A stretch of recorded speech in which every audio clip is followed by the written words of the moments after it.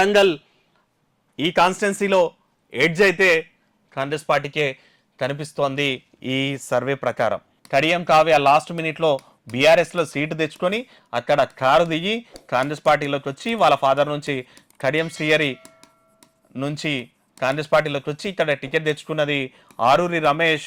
ఇక BRS party నుంచి కూడా మంచి లీడర్నే పెట్టినటువంటి నేపథ్యం ఉంది. అయితే ఇక్కడ కాంగ్రెస్ పార్టీకి ఎడ్జ్ ఉన్నటువంటి సిచ్యువేషన్ చూపిస్తుంది. కాకపోతే లీడ్ మాత్రం 30,000 లోపే వచ్చేటువంటి అవకాశం కూడా ఉందంట.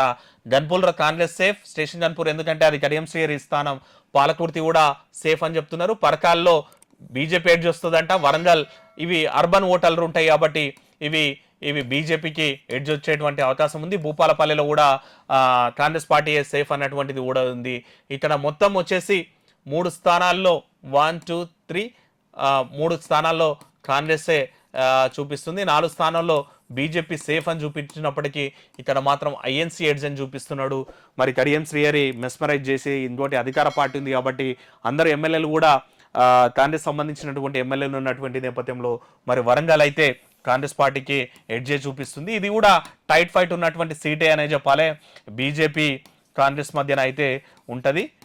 మరి ఎంతవరకు ఈ సీటు ఎట్లా ఉండబోతుంది అవన్నీ తెలవాలంటే మాత్రం మనం జూన్ 4 వరకు వెయిట్ చేయాల్సినటువంటి ఉంది. బట్ ఈ పోల్ స్ట్రాట్ సర్వే చెప్తుంది మాత్రం వరంగల్ ఐఎన్సీకే ఎడ్జ్ ఇస్తున్నటువంటి నేపథ్యం ఉంది.